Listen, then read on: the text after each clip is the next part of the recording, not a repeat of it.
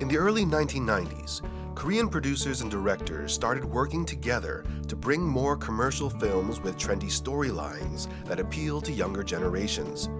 These movies were successful, but they weren't a match for Hollywood films. Korea's film industry had to keep a constant eye on Hollywood, setting and changing their movie release dates, not to overlap with Hollywood movies, was just one of the difficulties they faced. In 1993, Steven Spielberg released another blockbuster, Jurassic Park. It was a tremendous hit all over the world, including Korea, but not just for its entertainment value. Korea's news cycles picked up on a report noting that a single movie, Jurassic Park, comparatively made as much money as a Korean multinational auto manufacturer made in automotive exports. People were beginning to grasp the economic value of the culture industry. A monster emerges from the Hangang River in Seoul and starts attacking.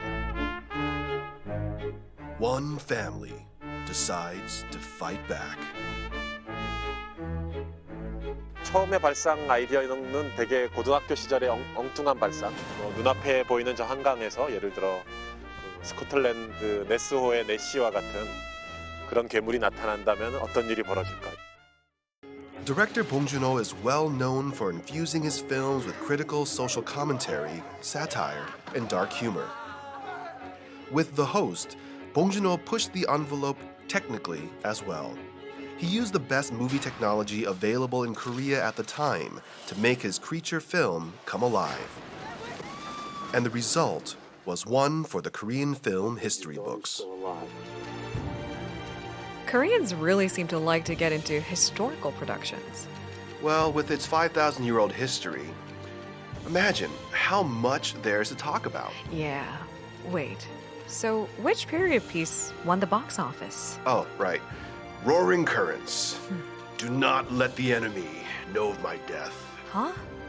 Admiral Lee Sun-shin. Who's that? The Admiral, Roaring Currents, is based on one of Korea's most revered historical figures, Admiral Lee Sun-shin, and the legendary naval battle he led during the Japanese invasions of the 1590s. Roaring Currents has the highest record in box office admissions to this day. Zombies! That's right. Train to Busan, 2016. I wonder why Korea didn't do zombies before that. Oh, no, they did. But zombie flicks were kinda considered B-rated. Of course, Train to Busan totally destroyed that stereotype. Korean blockbusters started to focus on the global market. Movie makers were setting their sights beyond the domestic scope, and they were doing it from the very beginning of the movie-making process, the development stage.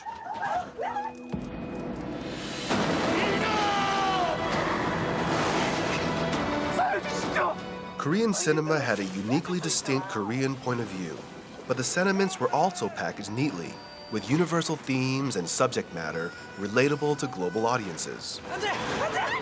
One of the most anticipated Korean movies of the summer, along with The Gods, The Last 49 Days, set a new all-time opening day record in South Korea on Wednesday. Along with The Gods, Part 1 and Part 2 were sold to 108 countries and grossed over $61 million US. Across Asia, Parts 1 and 2 toppled records for opening day admissions and million mark admissions in the shortest amount of time.